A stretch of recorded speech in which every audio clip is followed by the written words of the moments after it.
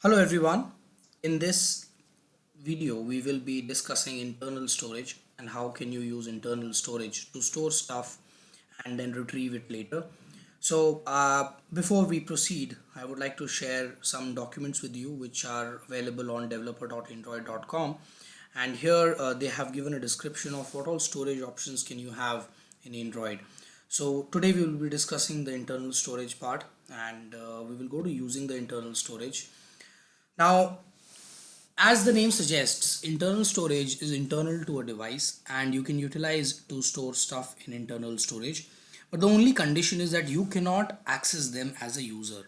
So as a developer, you can make your app store stuff in your device storage, but you cannot access that stuff as a user, right?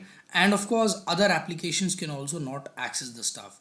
So as there's another storage called as external storage, and there is only one difference between internal and external storage is that external storage is accessible to other apps and also of course to the user. So all your apps like gallery and music, and the I think gallery is the best example. So gallery app is basically an app which is getting its data stored in external storage, and that's why you can utilize your photographs, the pictures clicked by your camera through gallery app, right? But there are a couple of applications which utilize internal storage and even the user cannot access that, right? So we will talk about internal storage today. There are a couple of methods that are available to us. I will show you an app that I have prepared, and let me show you how it works. So this app basically stores some text inside the internal storage, and then you can get it back. So when I click on this is an edit text, I say typed some data here and then clicked on save. It got saved here, and then when I click on load, there is this progress bar which comes up, and whatever was there inside the in internal storage is now getting displayed here, right? So this is how the internal storage is getting used here. So let me now show you how exactly did I do this. I don't think I need to discuss the design part here: linear layout, orientation vertical, edit text, button and text view, right? So this is the text view which is being used to show data finally, and this is the edit text where the user was entering the input, and this is the button to save, and this is the button to load. Now before we move to discussing the coding part, I would like to mention that you don't need to take a permission in Android manifest for internal storage. So that is what I wanted to tell you. Now let's discuss the coding part. Here you can see that these are just references that have been made, and then there is this file output stream FOS.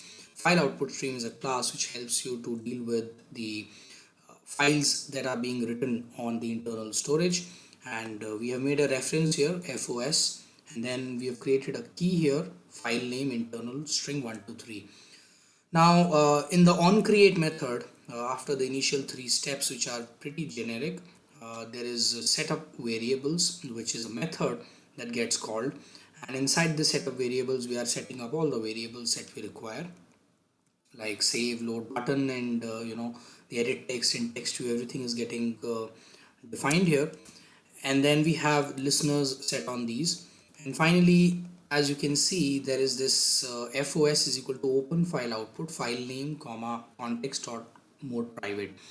Now FOS, as you saw it here, is basically file output stream, and we're calling a method named as open file output. File name is the name of the file, which I'm sorry, this was not the key, this was the file, right? So this is the name of the file which we will be creating in the internal storage. So here we have opened a stream, output stream, which is for this file name, and then the mode is private. So this ensures that this internal storage file is not being read by any other app or even by the user. And then you have fos.close. We are closing it now. So this step was done so as to create the output stream so that we can start writing on this file, right? After that we like most of the times whenever we deal with files and such operations, input output operations, we put try and catch. That's what we did here. and then there were two buttons, if you remember. One was save and the other one was load. So we'll first discuss the save button. So here the save button is basically we've used switch in case. So if the user clicks on save button, then this case will be implemented.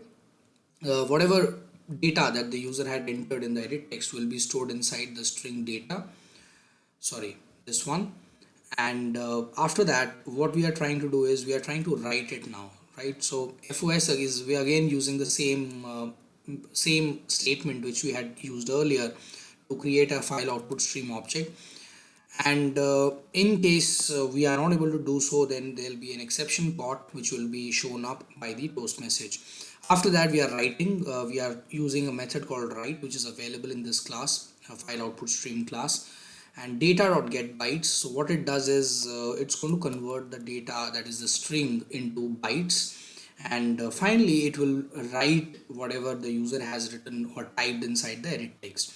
That will get stored in the that will basically be written to the file output stream and finally to inside the file. After that, we are closing this output stream. This is a good practice. In fact, you have to do this. You close the stream, and then at every step we have put a toast message in case we receive any kind of any kind of exception. But in this case we have put saved because everything is settled now, as in it has been written, and now the user can be uh, can be rest assured that the data whatever they wrote has been saved. In this line the toast is getting generated, which you saw there, right? After that, there is this button called load button, and in this load button we have a new load data.execute file name. Now this looks a little different than what generally we have been dealing with. So what is new load data.execute file name? Now load data is basically extending a sync task. So a sync task is basically a class, a generic type which allows you to access the background processes or background tasks which are being carried out. So let's say you want to download a picture, or you, like in this case, you want to fetch some information from internal storage and you're not sure how much time is it going to take. So it is better that you don't do this on the main thread. It's better that if you do this on the async task, using the async task, so it will do it in the as a background process and complete your job. So the way it works is this is the reference to the progress dialog which you saw there. And the way it works is that basically async task, whenever you extend async task, then you have to also, because it's an abstract class, and you have to implement 4 of its methods: on pre-execute, do in background, and the on progress update, and finally on post execute. So there is this order that these methods are called in. So the first method that the first thing which will be called is on pre-execute. So whenever, so discussing, we left it here, right? So whenever the user will click on load button, this will be called basically an object, or the class load data will be instantiated, and its execute method is called. So this execute method with this file name with it starts calling other methods. So first method that is called is on pre-execute. So on pre-execute will define the progress dialog like this, and then we are setting other parameters to the same progress dialog, and finally we show it. After this, do in background is called. So this is a pretty important method that is belonging to async task. So this is getting called, and what we are doing is we are making a reference, or rather an object of file input stream named as file input stream, and then we are running a for loop for some from 0 to 20, and we are calling a method called publish progress. Now publish progress, what does this do? Publish progress increments the progress bar here, which you saw here, right? So let me click on this. So this increment which you see here of 5% every time is getting here through this, right? So publish progress is the method that increments that increment in the progress bar, and then we are with every, after every publishing of the progress, we are waiting for 100 milliseconds, and we keep doing this. And after that we are dismissing the progress dialog. uh, Frankly speaking, these 4 steps or 6 steps, this part of the code is just to give an impression to the user that yes, we are working on something. Otherwise, this is not really contributing in any way to fetch from the internal storage. So this is where the real work comes in. So we are trying, and I also want to highlight it here that you are right now in the do in background method, right? So what we're doing is we are trying now, we will be trying to fetch data from the input from the file name. That is the name of the file here, file name. And we are using file input stream object for that. And we are creating a byte that data array, new byte. This is basically a byte type data array field that we have written. And new byte file input stream dot available, we are basically trying to figure out the size of the file input stream that is there. And once we have figured it out through this file input stream dot available, we are creating a new array named as data array, which is of byte type. So this will be utilized in the next step to read data from this input stream. So now after this we are running a loop. We're using while file input stream dot read. So now we will read data from file input stream, and this is the array where the data will be read into, right? And we are finding out if it is not equal to -1, which basically means that we have not end while reading the input stream, we have not encountered the end of the stream. That is why we are checking if it is not equal to -1. So in nutshell, we can say that this statement, this part of the statement will read the entire input stream and store it in the data array, right?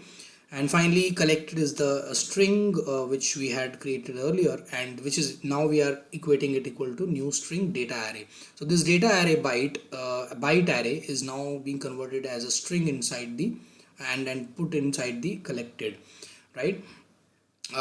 After this, finally what we are doing is we are closing this input stream and returning the collected string. Now this is getting returned here because the method that we were working on is basically do in background, and it has a return type of string. So this do in background will get a return type of string, which is basically collected. So now collected has got all the string that user had written down inside the edit text, and now do in background has returned that string so that we can use it further. Now on progress update, what we are doing is this is also a method which keeps getting called as we are working in the do in background. So this also keeps getting called automatically, and this is variable arguments method, which will take integer class objects here as an input argument, and mProgress dialog dot increment progress by progress 0. So, and finally there is on post execute. This on post execute method is data results dot set text result. So this is so after after this thing, after you call the after this returns, this do in background returns the collected string, it calls the on post execute, and on post execute receives the collected string here, and then sets it as a text on the data results text view, which was basically to there below the buttons to show the data that has been fetched. Now regarding this method on progress update, like I said, it is called from it keeps getting called, and in our case we have called it from this line publish progress. So whenever you will write publish progress 5, the compiler will come here and then call this method on progress update. So 5 is what will get passed to this on progress update, right? And that is how this in progress dialog dot increment progress by 5 is getting published there on the progress dialog, right? So this is how this entire app is working, and this is for internal storage. Let me know if you would like me to make a video on external storage. uh, we will definitely discuss it in a video. Thanks a lot. Please leave a review for this short class that you took, and do let me know if you have any other expectations from me. what all can I teach, how can I clarify your doubts in Android.